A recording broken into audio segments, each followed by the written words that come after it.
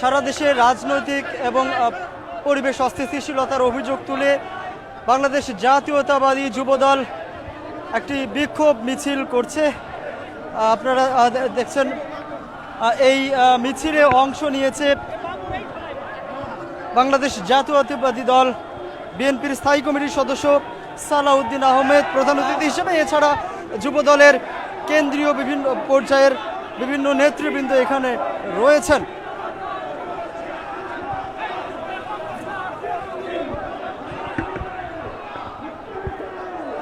দর্শক যেমনটি দেখছেন বিপুল পরিমাণ নেতাকর্মীর উপস্থিতি কিন্তু রয়েছে যুবদলের আজ এই কর্মসূচিতে, এবং তারা বিভিন্ন স্লোগান দিচ্ছে। তাদের দলীয় যেসব স্লোগান রয়েছে সেসব স্লোগান সহ এছাড়াও কিন্তু আপনারা জানেন যে সম্প্রতি বিএনপির ভারপ্রাপ্ত চেয়ারম্যান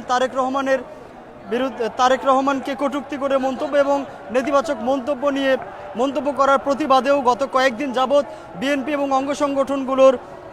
বিভিন্ন অঙ্গ সংগঠনের ব্যানারে কিন্তু নানা রকম কর্মসূচি পালিত হচ্ছে, প্রতিবাদ জানানো হচ্ছে। এবং একই সাথে তারা কিন্তু বলছেন সম্প্রতি ঢাকার মিটফোর্ডে যে ঘটনাটি ঘটেছে, যে হত্যাকাণ্ডের ঘটনা ঘটেছে, সেই হত্যাকাণ্ডের ইস্যু নিয়ে বিএনপিকে যেইভাবে বিএনপির দিকে দায় চাপানো হচ্ছে, আয়োজকরা বলছেন এরকম অভিযোগ তুলে কিন্তু তারা বলছেন যে এটি মূলত বিএনপির উপরে দায় চাপানো, এবং এই কারণে কিন্তু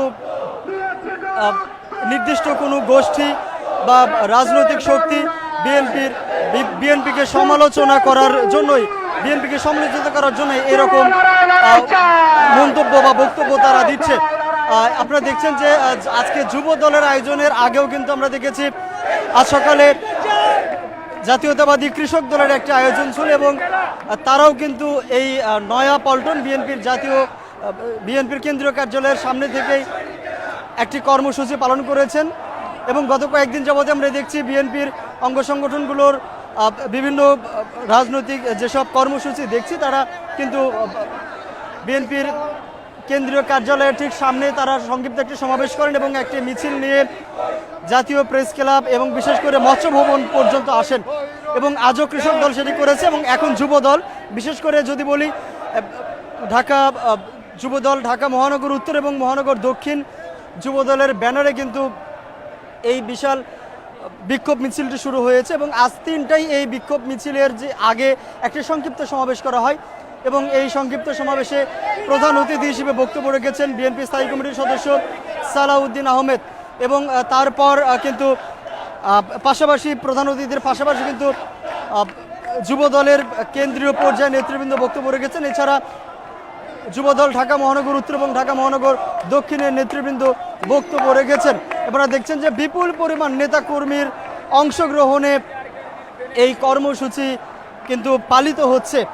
এবং তারা এটিও জানাচ্ছেন যে ঢাকায় এই কর্মসূচির পাশাপাশি ঢাকার বাইরে বিভিন্ন ইউনিটে কিন্তু কর্মসূচি পালন করছে তাদের দলীয় নেতাকর্মীরা। এবং সম্প্রতি তারা কিন্তু একটি বিষয় আজকের আলোচনায় এনেছেন। তারা বলছেন গতকাল গোপালগঞ্জে জুলাই গণঅভ্যুত্থান শক্তির যারা ছাত্র নেতা ছিলেন তাদের উপরে যে ন্যাক্কারজনক হামলা হয়েছে, সেই হামলার প্রতিবাদও কিন্তু আজকের এই সমাবেশ থেকে জানিয়েছে যুবদলের নেতৃবৃন্দ। এবং এমনকি বিএনপির স্থায়ী কমিটির সদস্য সালাউদ্দিন আহমেদ তিনিও কিন্তু সেই সমালোচনা করেছেন। এবং তারা কিন্তু একটি মেসেজ দিয়েছেন, গোপালগঞ্জে ছাত্র নেতাদের উপরে হামলা করার মাধ্যমে ফ্যাসিবাদী শক্তি তাদের শক্তি জানান দেওয়ার চেষ্টা করেছে, এবং ফ্যাসিবাদ এবং আওয়ামী লীগ যে একেবারে পতন হয়ে যায়নি সেটি কিন্তু তারা জানান দেওয়ার চেষ্টা করেছেন, সেটি কিন্তু তারা বলেছেন। এবং তারা বলছেন এই যদি এখনও সরকার তাদের প্রশাসনিকভাবে শক্ত না হয় এবং সারা দেশে অস্থিতিশীল পরিবেশ নিয়ন্ত্রণে যদি না আনতে পারে, তাহলে আওয়ামী লীগ বা ফ্যাসিবাদ আরও কঠিন আকার ধারণ করতে পারে। এটি কিন্তু সন্দেহ পোষণ করেছেন আজকের যারা যুবদলের আয়োজনের যারা নেতৃবৃন্দ, তারা কিন্তু তাদের বক্তব্যে এরকম বলছেন। এবং আপনারা দেখছেন যে বিভিন্ন স্লোগানগুলোই তারা দিচ্ছেন, যেমনটি আওয়ামী লীগের বিরুদ্ধে তারা স্লোগানগুলো দিচ্ছেন, এবং তাদের দলীয় স্লোগান সেগুলোও তারা দিচ্ছেন। পাশাপাশি তারা কিন্তু বিভিন্ন ইসলামী দলের সমালোচনা এখন করছেন এবং তারা বলছেন ইসলামী দলগুলো বিশেষ করে বাংলাদেশ জামায়াতে ইসলামের নাম তারা বলছেন এবং ইসলামী আন্দোলন বাংলাদেশ এই দুইটির নাম কিন্তু উল্লেখ করে বিএনপির নেতৃবৃন্দ বলছেন এবং তারা বলছেন এই শক্তিগুলো এখন সবাই উঠে পড়ে বিএনপির পেছনেই লেগে পড়েছে এবং নেতৃবৃন্দ বলছেন বিএনপির ইতিহাস ঐতিহ্য নিয়ে তারা কথা বলেছেন এবং তারা একটি বিষয় বলছেন জিয়াউর রহমান এবং খালেদা জিয়া সর্বশেষ তারেক রহমান এখন দলের হাল ধরে আছেন, অর্থাৎ বিএনপির হাল ধরে আছেন। তাকে নিয়ে বা তাদেরকে নিয়ে কটূক্তি করা, তাদেরকে নিয়ে নেতিবাচক মন্তব্য করা মানে দেশ বিরোধিতা করা এবং গণতন্ত্রের তারা শত্রু যারা তারেক রহমানের বিরুদ্ধে নেতিবাচক মন্তব্য করে এরকম বক্তব্যগুলো কিন্তু দিচ্ছেন যারা বিএনপি নেতৃবৃন্দ রয়েছেন।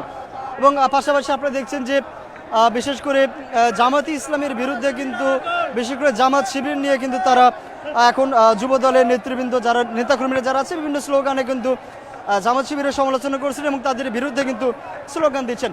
দর্শক আপনারা দেখছেন মিছিলের মাঝে তারেক রহমানের ছবি খচিত একটি বিশাল ব্যানার তারা করেছে। এই ব্যানার দিয়ে কিন্তু তারা তাদের যে আজকের আয়োজন সেটিতে ব্যতিক্রম একটি বিষয় তারা এনেছেন এবং আজকে যুব দলের বিপুল সংখ্যক নেতাকর্মীর অংশগ্রহণে তারা কিন্তু তাদের উপস্থিতি জানান দিচ্ছেন। আমরা দু একজন নেতাকর্মীর সাথে কথা বলেছি, তারা কিন্তু বলেছেন আগামী নির্বাচনকে কেন্দ্র করে বিশেষ করে ইসলামিক দলগুলো এবং এনসিপির কথাও তারা বলছেন যে বিভিন্ন রকম ষড়যন্ত্র সরকারি সহায়তায় বা সরকারি সমর্থনে তারা করছেন যেন নির্বাচন আরও বিলম্বিত করা যায়, নির্বাচন যেন বানচাল করা যায়। এই অভিযোগগুলো কিন্তু বিএনপি বিশেষ করে আজকে যুব দলের নেতাকর্মীরা তুলেছেন। এবং আজকে আরেকটি বিষয় কিন্তু বিএনপির স্থায়ী কমিটির সদস্য সালাউদ্দিন আহমেদ বলেছেন যে এই মুহূর্তে গোপালগঞ্জের যে ঘটনা ঘটেছে এই ঘটনা কিন্তু স্পষ্ট করেই বলছে এই মুহূর্তে ঐক্যের কোনো বিকল্প নেই। যেরকম ঐক্যে জুলাই গণ অভ্যুত্থান হয়েছিল সেই রকম ঐক্য যদি বাংলাদেশে থেকে যায়, সবগুলো দলমত নির্বিশেষে বিশেষ করে সব রাজনৈতিক দল যদি এক কাতারে থেকে যায় তাহলে ফ্যাসিবাদের আর পুনরুত্থান হবে না। এই বক্তব্য কিন্তু আজ বিএনপি স্থায়ী কমিটির সদস্য সালাউদ্দিন আহমেদ বলেছেন। এবং আপনারা দেখছেন যে যুব দলের যারা নেতাকর্মীরা এই মিছিলে অংশগ্রহণ করেছেন তারা সবাই কিন্তু দলীয় যেসব স্লোগান রয়েছে সেটির পাশাপাশি ফ্যাসিবাদ বিরোধী যেসব স্লোগান সেগুলোও তারা দিচ্ছেন। এবং আপনারা দেখছেন তারা একটি ব্যানারে কিন্তু লিখেছে এখন যেমনটি বলছেন দিল্লি গেছে স্বৈরাচার পিন্ডি যাবে রাজাকার, এরকম স্লোগানগুলোও কিন্তু তারা এরকম ব্যানারগুলোতে তারা রেখেছে এবং বিভিন্ন প্লে কার্ড ফেস্টুন নিয়েই তারা আজকের এই দলের নেতাকর্মীরা নেতৃবৃন্দ কিন্তু আজকের এই যুব দলের যে মিছিল সেখানে তারা অংশ নিয়েছে।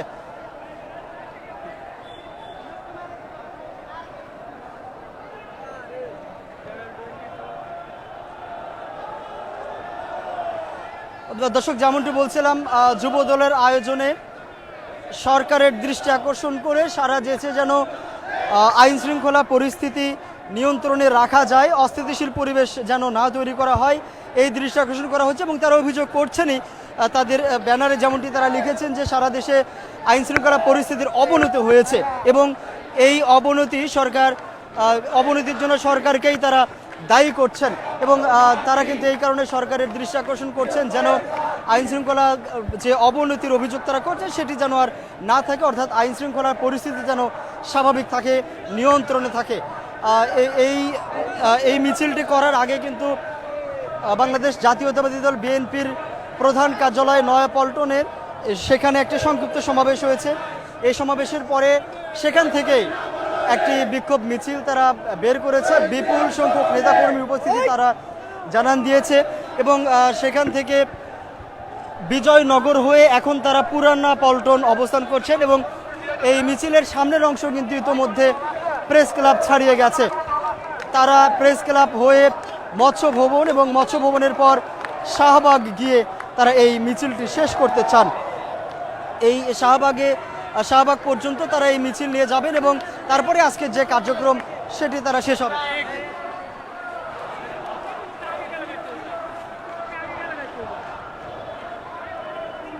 দর্শক আপনারা দেখছেন ঢাকা মহানগর দক্ষিণের একটি বিশাল ব্যানার আমরা দেখছি। এতক্ষণে কিন্তু কয়েক হাজার নেতাকর্মী কিন্তু এই মিছিলে অংশ নিয়ে গেছে এবং সম্ভবত এখন ঢাকা মহানগর দক্ষিণের ব্যানারের সামনের অংশ অর্থাৎ এর পিছনে যারা আছে তারা সবাই ঠিক রবিউল ইসলাম নয়ন তিনি কিন্তু সামনের অংশে স্লোগান দিচ্ছেন।